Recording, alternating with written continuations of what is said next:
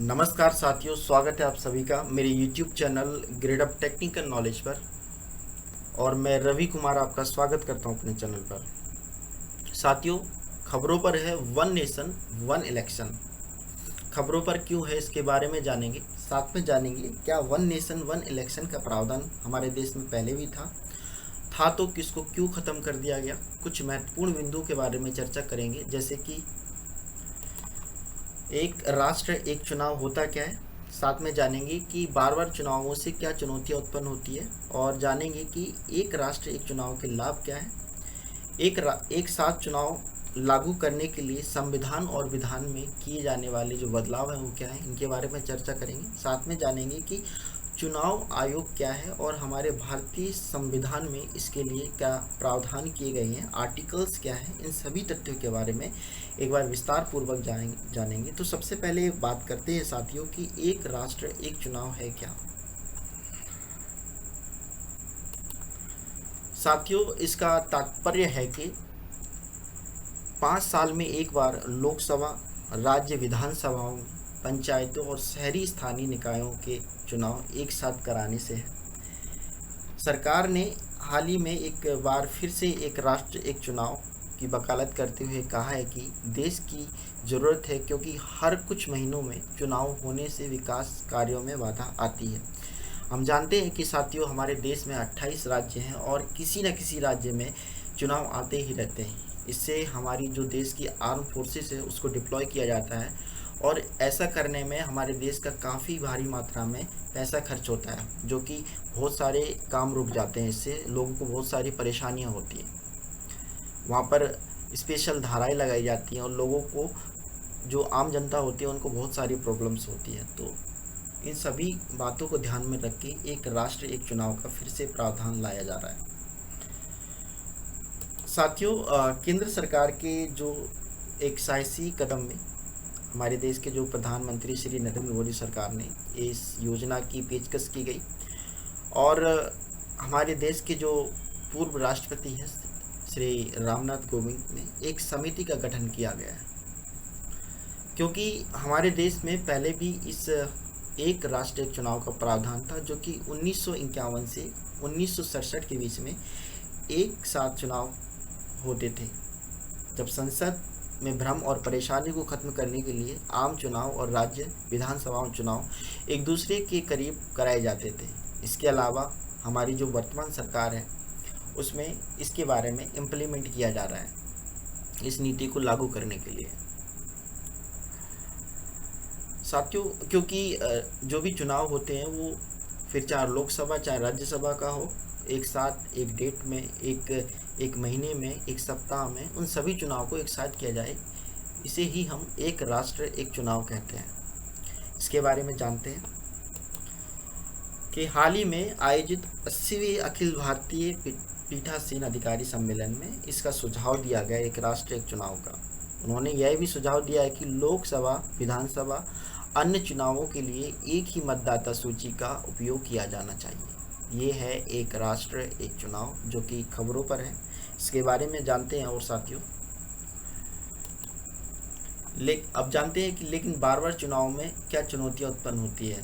साथियों, पहला तो इसमें खर्च होता है, हमारे देश का पैसा खर्च होता है। दूसरा, नीतिगत पंगुता, जो चुनाव के समय आदर्श आचार संहिता लागू होने से परिणाम स्वरूप होती है। ठीक है। आवश्यक सेवाओं की डिलीवरी पर प्रभाव होता है। इसमें चुनाव के समय तैनात की जाने वाली महत्वपूर्ण जनशक्ति पर बोझ होता है, और राजनीतिक दलों, विशेषकर छोटे दलों पर दबाव डाला जाता है, क्योंकि चुनाव लगातार महंगे होते जा रहे हैं। तो ये कुछ इसकी खामियां होती हैं चुनाव की, जैसे कि बहुत सारा खर्च होता है। हमारी जो आर्म फोर्सेस होती है उनको तैनात करने के लिए काफ़ी पैसा खर्च किया जाता है, और आम जनता को इसमें बहुत सारी परेशानियां होती हैं। चर्चा करते हैं कि एक साथ चुनाव कराने के लाभ क्या हैं। साथियों, शासन और निरंतरता। सत्तारूढ़ दल हमेशा अभियान मोड में रहने के बजाय कानून और शासन पर ध्यान केंद्रित करने में सक्षम होंगे। इससे धन एवं प्रशासन का व्यय कम होगा, क्योंकि एक साथ चुनाव कराने से हमारा पैसा भी खर्च लगेगा, कम खर्च होगा, और हमारा जो प्रशासन होता है वो भी काफ़ी भारी मात्रा में उनको आसानी होगी, काफ़ी जो सारी परेशानियां होती हैं उनको हैंडल करने में। नीतियों एवं कार्यक्रमों में निरंतरता, शासन की दक्षता, सरकार द्वारा लोक लुभाव उपयोगों में कमी आएगी। साथ में साथियों, सभी चुनाव एक साथ होने में मतदाताओं पर काले धन का प्रभाव कम होगा। ये इसका सबसे बड़ा लाभ है कि सभी चुनाव एक साथ होने में से मतदाताओं पर काले धन का प्रभाव कम होगा। साथियों, एक साथ चुनाव लागू कराने के लिए संविधान विधान में किए जाने जो बदलाव हैं उसके बारे में एक नज़र डालते हैं। अनुच्छेद 83 जो संसद के सदनों की अवधि से संबंधित है, संशोधन की आवश्यकता है इसमें। अगर हम ये इम्प्लीमेंट करते हैं एक राष्ट्र एक चुनाव का, तो हमारे भारतीय संविधान में अनुच्छेद जो 83 है जो कि संसद के सदनों की अवधि से संबंधित है, इसमें संशोधित करने की आवश्यकता पड़ेगी। अनुच्छेद 85 राष्ट्रपति द्वारा लोकसभा को भंग करने पर इसका प्रावधान है। अनुच्छेद 172 राज्य विधानमंडलों की अवधि के लिए संबंधित है। संसद और विधानसभाओं दोनों के लिए कार्यकाल की स्थिरता के प्रावधान बनाने के लिए जनप्रतिनिधित्व अधिनियम 1951 अधिनियम में संशोधन करना होगा। इसमें निम्नलिखित महत्वपूर्ण तथ्य शामिल होने चाहिए। साथियों, संसद और विधानसभाओं दोनों के लिए कार्यकाल की स्थिरता के प्रावधान बनाने के लिए जनप्रतिनिधित्व अधिनियम 1951 के अधिनियम में संशोधन करना होगा। इसमें निम्नलिखित महत्वपूर्ण तथ्य शामिल होने चाहिए। एक साथ चुनाव के लिए आवश्यक प्रक्रियाओं को सुविधाजनक बनाने के लिए ईसीआई की शक्तियों और कार्यों का पुनर्गठन, ECI election commission of India, इसकी शक्तियों पर पुनर्गठन किया जाएगा।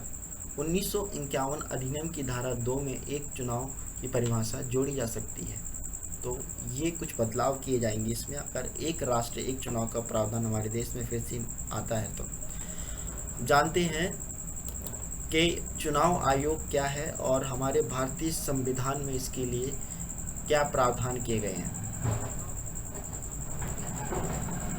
साथियों, भारत का जो चुनाव आयोग एक स्वायत्त संवैधानिक प्राधिकरण है जो भारत में संघ और राज्य चुनाव प्रक्रिया के प्रशासन के लिए जिम्मेदार है। भारत का जो चुनाव आयोग है वो एक स्वायत्त संवैधानिक प्राधिकरण है जो भारत में संघ चुनाव और राज्य चुनाव प्रक्रियाओं का प्रशासन के लिए जिम्मेदार होता है।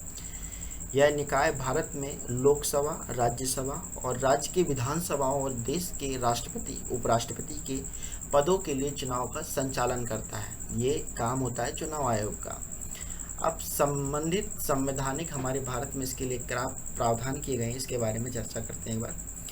भारतीय संविधान का भाग XV चुनावों से संबंधित है और इन मामलों के लिए एक आयोग की स्थापना करता है। चुनाव आयोग की स्थापना 25 जनवरी 1950 को संविधान के अनुसार की गई थी। चुनाव आयोग की स्थापना 25 जनवरी 1950 को हुई। संविधान के अनुच्छेद 324 से लेकर के 329 तक आयोग और सदस्य की शक्तियों, कार्यकाल और पात्रता आदि से संबंधित है, जो कि हमारे भारत का आर्टिकल इसका प्रावधान किया गया है 324 से लेकर के 329 तक, जिसमें कि आयोग सदस्य और उसकी शक्तियों, उसके कार्यकाल, पात्रता आदि से संबंधित है। तो ये है हमारे भारत का चुनाव आयोग जिसका प्रावधान हमारे देश के संविधान में किया गया है। अगर ये इम्प्लीमेंट दोबारा होता है हमारे देश में एक राष्ट्र एक चुनाव का, तो आने वाले समय में बहुत सारे लाभ होंगे, क्योंकि हमारे देश का बहुत सारा पैसा बचेगा और बहुत सारे जो आर्म फोर्सेस होगी इनको डिप्लॉय करने में जो भी खर्च होता है पैसा वो बचेगा और बहुत सारी नई नई योजनाओं में इसका काम किया जाएगा। तो ये था one nation one election. I hope कि ये जानकारी आपको अच्छी लगी होगी। साथियों, अगर जानकारी अच्छी लगी है तो अगर आप चैनल में नए हैं तो चैनल को सब्सक्राइब और लाइक कमेंट कर सकते हैं। नमस्कार साथियों, मिलते हैं नेक्स्ट टॉपिक के साथ।